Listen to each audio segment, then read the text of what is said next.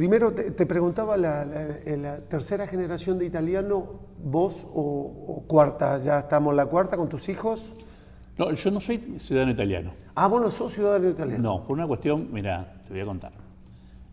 Si bien tenía la posibilidad, Sí. siempre fue una cuestión de no pensar en ningún país que no aceptara como argentino, por lo Ah, que soy. ok. Así que no tengo otra nacionalidad que argentino. ¿Y tus abuelos sí Mis vinieron? abuelos sí. Contame un poquito de eso. A ver, mi abuelo paterno vino de Italia, se radicó aquí en Santa Fe. Mi abuela paterna es de Ataliva, en realidad. Es hija de italianos, pero ella vivía ahí. Mi abuelo era chofer de una familia importante de acá, dentro de las cosas que hacía cuando llegó.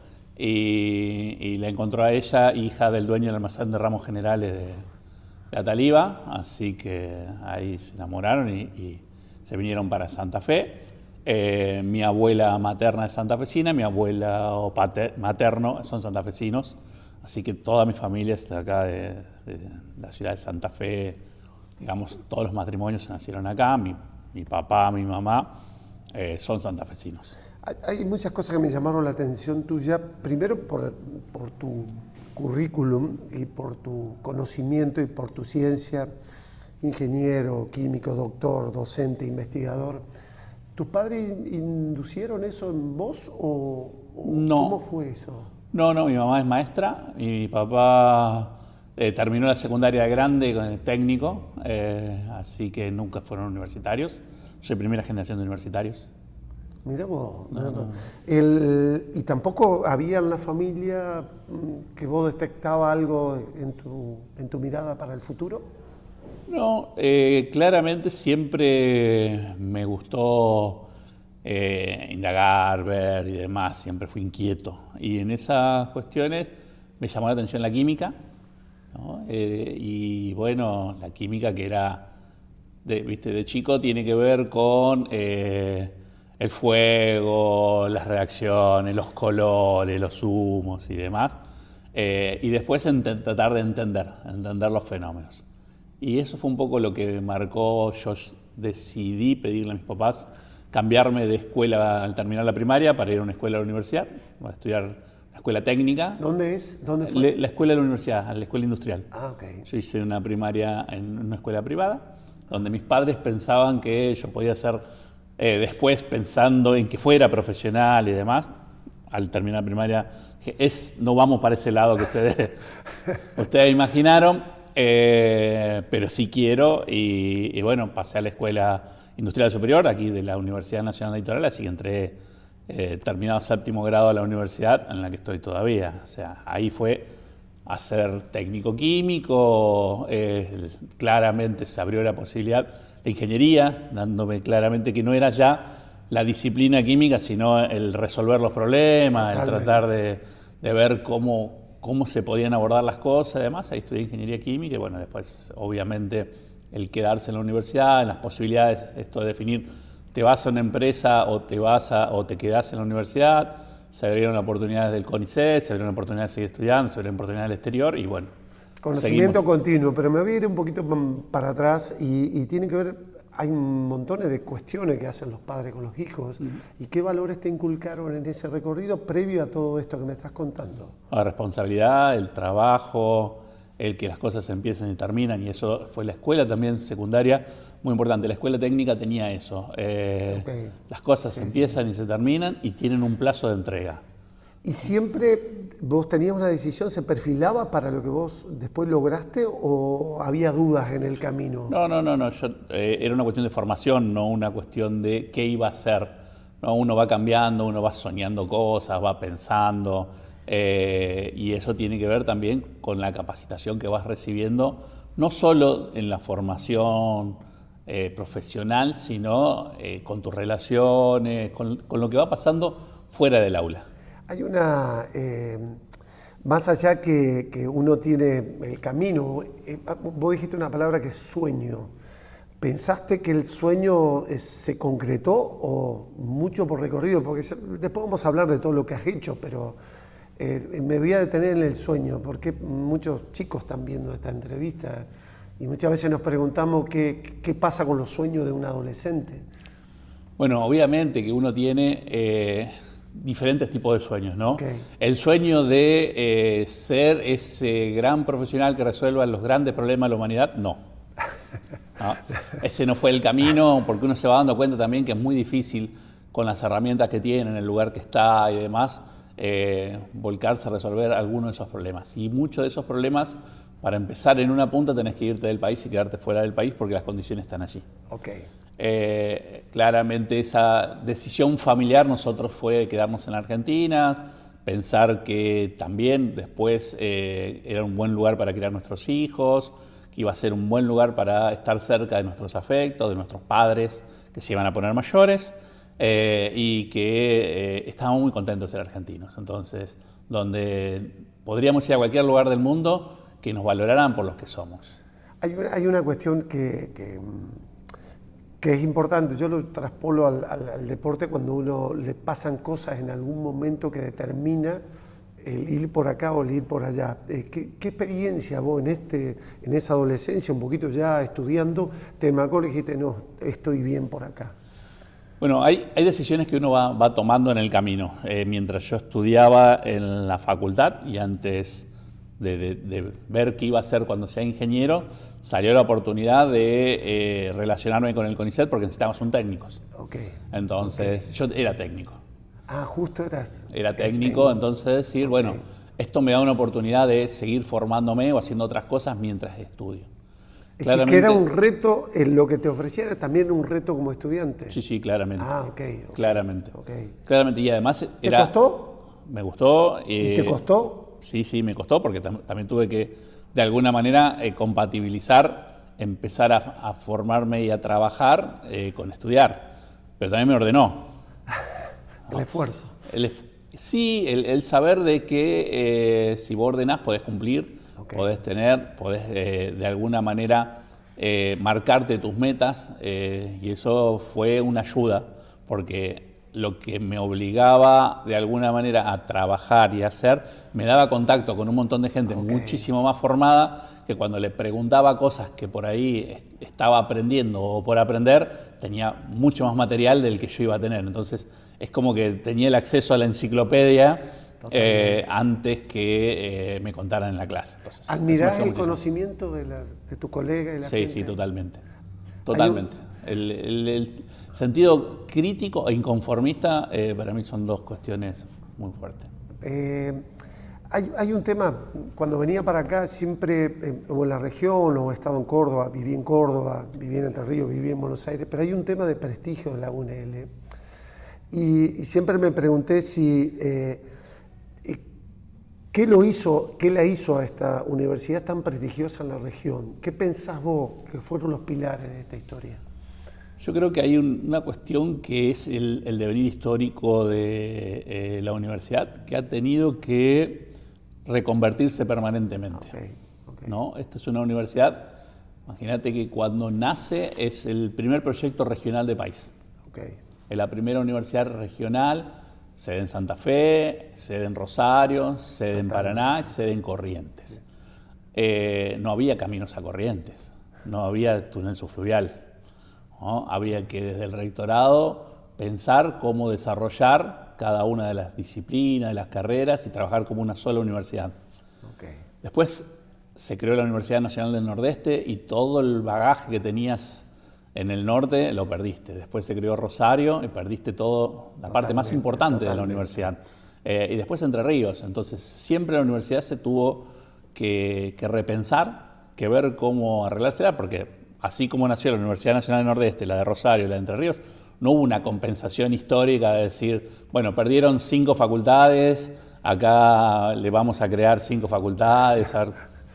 Siempre fue empezar de vuelta, ver qué teníamos, cómo crece, y ese constante reinvertirse, de ver cómo salir adelante, cómo crecer, cómo seguir siendo pionera, cómo seguir siendo territorial en un espacio también que si bien Santa Fe es capital de provincia, el centro norte de la provincia es el lugar más difícil de nuestra provincia. Entonces creo que eso ha hecho que a través del tesón, del trabajo permanente, del estudio permanente de las condiciones, del abocarse, el compromiso, la responsabilidad, ha hecho que la universidad tenga ese prestigio y esa construcción de lo que es. Sí, sí, bueno, felicitaciones, porque la verdad que al lado que voy y hablo, hablan muy bien de esta universidad. Siempre pasa algo, por lado un poquito al deporte, siempre la experiencia, nosotros decimos un posgrado, te voy a llevar un poquito al deporte de la Generación Dorada, hizo un posgrado en Europa y después volvieron distintos. En tu caso personal en el extranjero, ¿qué es esa historia linda que tuviste? No, bueno, vivir y aprender y conocimiento, ¿cómo fue? Tiene que ver con eso de abrir la cabeza, porque vas a otra cultura, vas viendo posibilidades, vas viendo otras formas de encarar las cosas, vas viendo que en la Argentina nosotros estamos muy acostumbrados a tratar de resolver todos los problemas y somos muy proclives a atar todo con alambre, ¿no? Y que en el exterior no, es más profesional, no tocar lo que no es tuyo y eso acá nos da muchas más oportunidades. Entonces cuando vos estás afuera y ves esa oportunidad y demostrás que vos tenés condiciones para hacer aún lo que no te prepararon y que tenés la inteligencia para poder resolver otro tipo de problemas, además empiezan a valorarte diferente. Y eso le pasa a cada argentino en el exterior. Somos muy particulares. Cada argentino en el exterior tiene una historia de vida muy particular porque realmente está todos los días construyendo ante un ambiente adverso, entonces te permite demostrar un montón de cosas y eso se valora. Estamos hablando de Brasil, ¿no? Yo estuve en Brasil haciendo mi postdoctorado. ¿Qué es un postdoctorado? ¿Qué es? Para contarle a los jóvenes. Bueno, cuando uno empieza en la investigación, el trabajo de investigación es una formación permanente. Totalmente. En mi caso particular, yo decidí hacer un doctorado en la Argentina. Ese doctorado fue en ingeniería química, que era mi rama, y después siempre hay que hacer una instancia en el exterior, abrir. Había hecho instancias cortas, de 1 mes, 2 meses y demás, pero está bueno tener esa mirada de, bueno, vamos a tomar un tema de investigación diferente, vamos a abrir mi propia línea de investigación, vamos a ver, terminar de formarme fino para venir a hacer algo que el país tenga poco o no tenga y que nos permita sumar a todo lo que tenemos en la región. Entonces ahí empezás a ver esas cuestiones. En mi caso particular, en el momento en el cual yo estaba en situación de salir, porque tenía situación familiar efectiva, tranquilo, yo era casado con 3 hijos, tenía las posibilidades de elegir dónde ir y cómo hacerlo y demás, uno empieza a ver, bueno, ¿a dónde me voy? Y la verdad es que la Argentina tiene muchas posibilidades. En mi caso particular, la decisión final fue familiar. Fue decir, vamos a Brasil porque está cerca, vamos a Brasil porque cuando vuelva no voy a añorar una diferencia científica tan grande, probablemente económica sí, pero tan grande que no pueda trabajar acá con esos temas. Puedo ir y volver las veces que necesite para poder resolver todos los problemas que trabajemos en conjunto. Puedo tener una red de investigación muy cercana y eso permitía no tener que trasladarme con mi familia. Porque además era 1 año, era menos de 1 año. En todas las otras posibilidades eran 2 años o contrato de 5 años. Y ¿En qué ciudad fue? Yo estuve en San Carlos.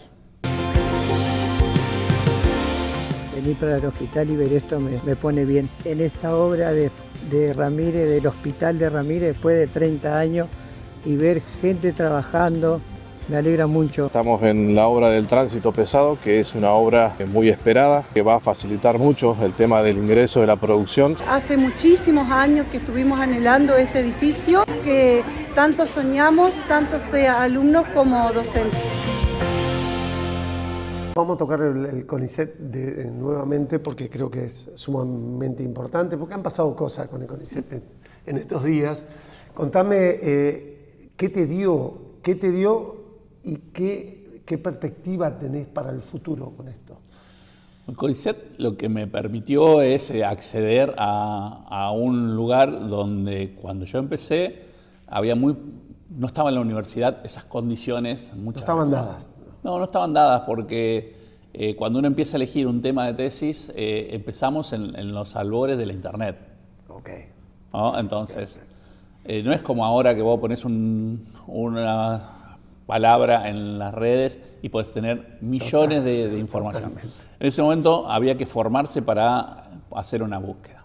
Hacer una búsqueda, las que tenían acceso a las bases de datos científicos era el CONICET a través de convenios. Okay. Entonces, había que hacer una búsqueda de 50 títulos de trabajos científicos. En la época valía $100. $100 que en Argentina costaban como 10.000 de ahora. Era un montón. ¿No? Después de esos 50 títulos, vos tenías la posibilidad de elegir 2 trabajos de esos 50 títulos y que el CONICET, a través del servicio CAICIT, te lo mandabas. Imagínate, uno de esos 2 trabajos que yo elegí para empezar mi tema de tesis estaba en japonés. Y el CONICET tenía traductorado del japonés al inglés para que pudiéramos acceder al trabajo y poder pensar cómo desarrollar cosas.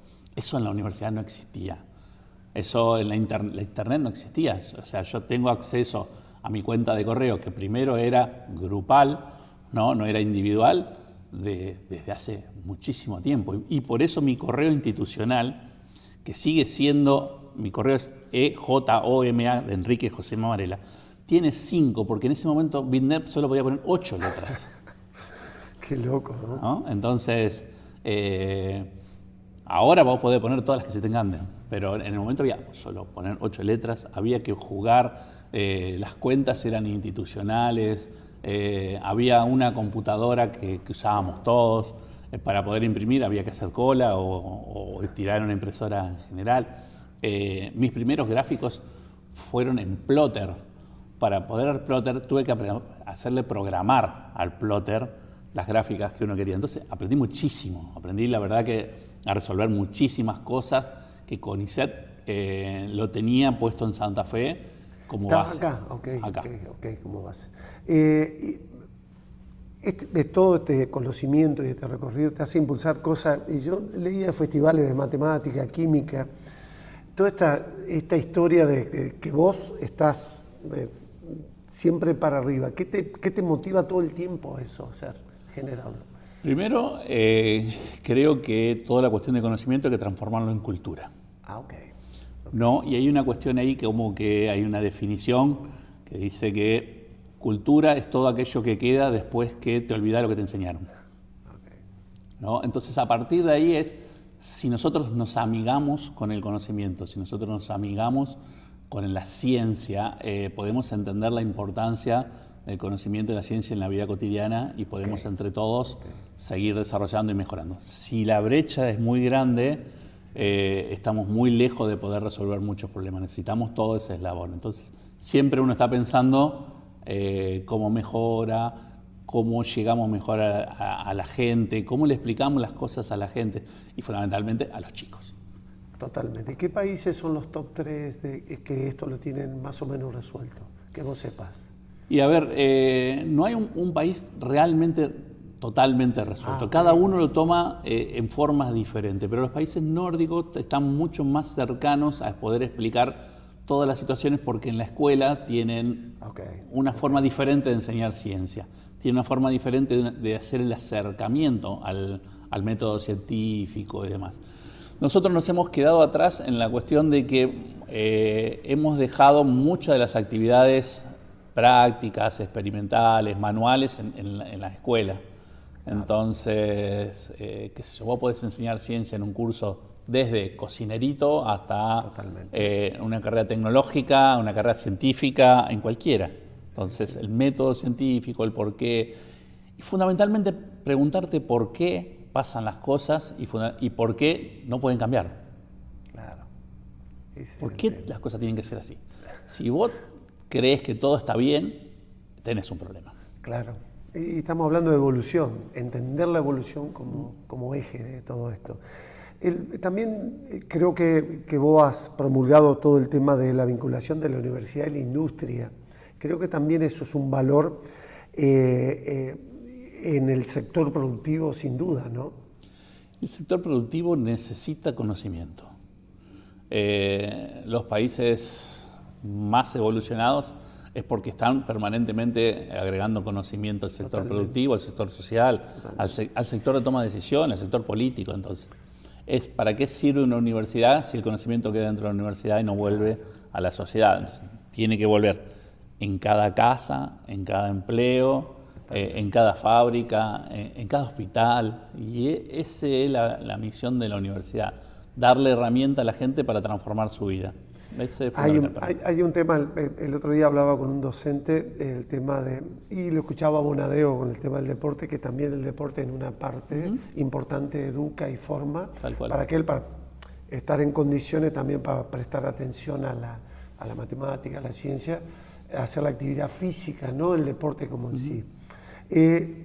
Siempre pregunto esto, ¿a quién escuchar los momentos difíciles de todo este recorrido? Porque no solamente en la parte científica o en tu estudio, cuando las cosas no salen como vos querés, ¿a quién escuchás? Yo leo mucho y escucho mucho a todos aquellos que están adelante preguntándose ¿estamos bien? ¿A dónde vamos? ¿El por qué? Hoy, cuando tengo un rato, no sé, escucho a Santiago Bilinsky en su diaria, ¿no? Lo sigo en los canales de redes, a los chicos más chicos que plantean decir, ¿por qué yo no puedo hacer cosas? Así que no tengo a alguien preferido.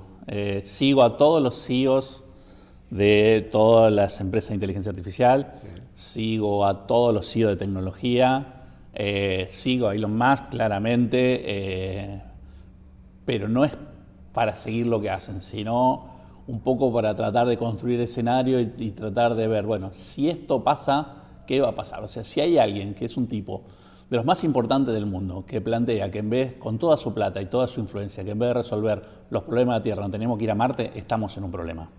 ¿Cómo le enseño yo a una generación de chicos que el futuro está en la Argentina, en el país, en el planeta Tierra, cuando alguien está culturalmente diciendo, che, hay que abandonar, en el 2050 vamos a tener 60.000 personas viviendo en Marte, vamos a generar un nuevo mundo?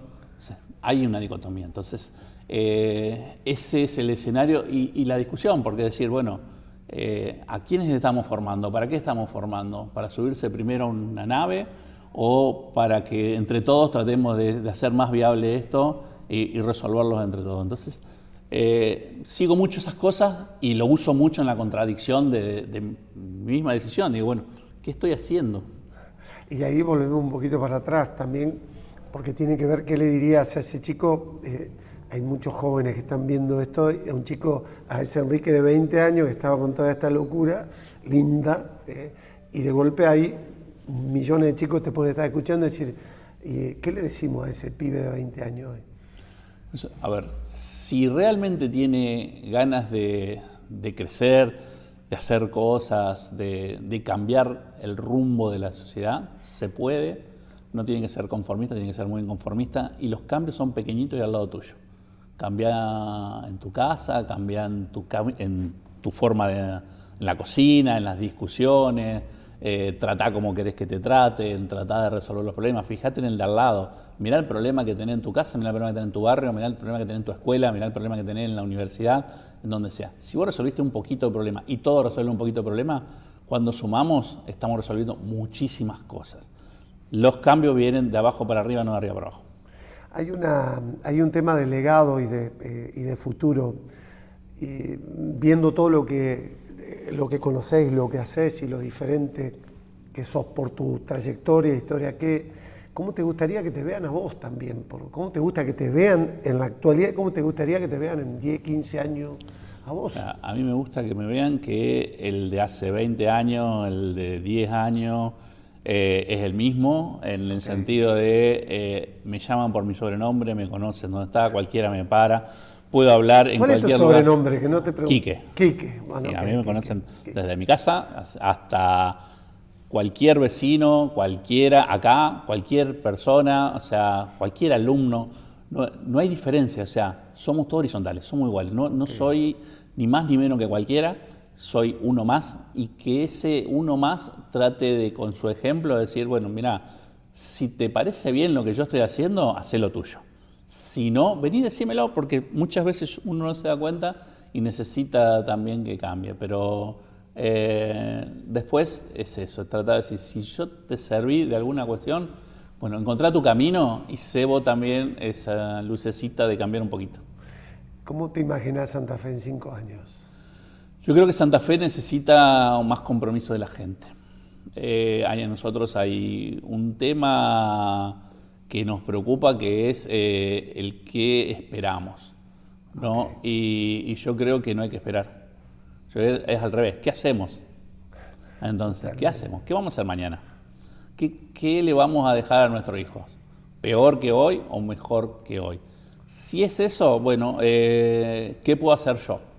Hay algunos que lo pueden hacer en el deporte, hay otros que lo pueden hacer en la cultura, hay otros que lo pueden hacer con su trabajo, pero fundamentalmente es a ver cómo nos comprometemos, cómo hacemos que haya menos gente en la calle viviendo, que no haya ninguno que se quede con hambre a la noche, que podamos llegarle a cada uno. Y no es una cuestión de limpiar conciencia de yo te doy en plata, es una cuestión de compromiso. Es decir, bueno, yo voy a hacer que esa situación cambie. ¿Qué puedo hacer yo para que eso cambie, no para que eso perdure? Totalmente. Y la última es, ¿a quién agradecer? Primero, obviamente, ¿no? a la formación de la familia. Eso siempre no tiene mucho para... Desde los padres que inculcan el ejemplo a bueno, toda la familia que hace el aguante, el soporte. Y después, todos los maestros que uno ha tenido en la educación, en la cultura, en el deporte. Hay muchísima gente que todos los días te da ganas de vivir, te hace pensar, ¿por qué haces esto? Si nadie te va a agradecer. Y la cuestión no es esperar el agradecimiento, es la sonrisa de alguien que te cambió la vida, un WhatsApp de alguien que dice, che, qué bueno, vos sabés que a partir de ahora conseguí esto, pude esto. Los exalumnos que están en todos los lugares del mundo te mandan, dicen, te mando saludos, estoy acá, en los lugares que no puedas creer que existen, o encontrarte en un lugar del mundo y dicen, ¿te acordás que yo te pregunté qué podía hacer y demás, me dijiste tal cosa? Y si se acuerdan cosas que uno ya no se acuerda, y eso la verdad que es una pila muy grande y es para agradecer. Bueno, un placer. La verdad que cuando veía todo lo tuyo y veía todo tu recorrido, me pone muy bien que tengamos en la región a alguien con un liderazgo como el tuyo, con el conocimiento y con la humildad basado en eso. Y se ve que tu familia y la que construyó tu familia tenía unos pilares tremendos para que estés hoy acá en este lugar. Bueno, muchas gracias. Un placer, muchas gracias.